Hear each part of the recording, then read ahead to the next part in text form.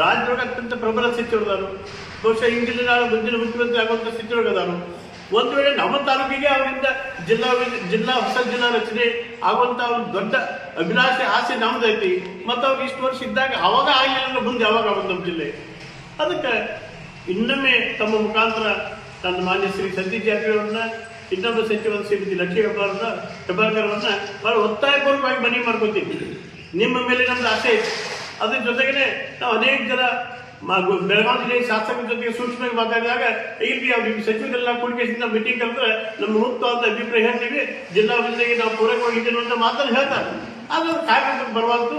ಅಂದ್ರೆ ಕಾರ್ಯರೂಪಕ್ಕೆ ಯಾರು ತರಬೇಕಂದ್ರೆ ನಮ್ಮ ಸನ್ಮಾನ್ಯ ಜಿಲ್ಲಾ ಉಸ್ತುವಾರಿ ಸಚಿವರು ತರಬೇಕಾಗುತ್ತೆ.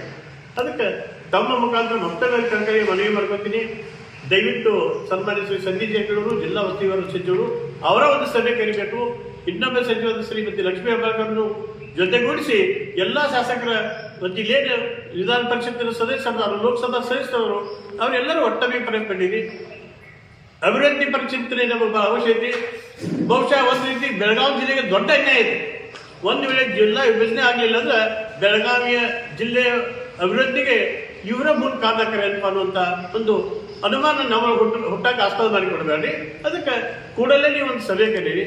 ಸಭೆ ಕರೆಸಿದ್ದ ನೋಡಿ, ಒಂದು ಸಲ ಸರ್ಕಾರ ಜಿಲ್ಲೆ ವಿಚಲನೆ ನಿರಂತರ ಸುದ್ದಿಗಳಿಗಾಗಿ ನೋಡ್ತಾ ಇರಿ ಆರ್ ನ್ಯೂಸ್ ಕನ್ನಡ.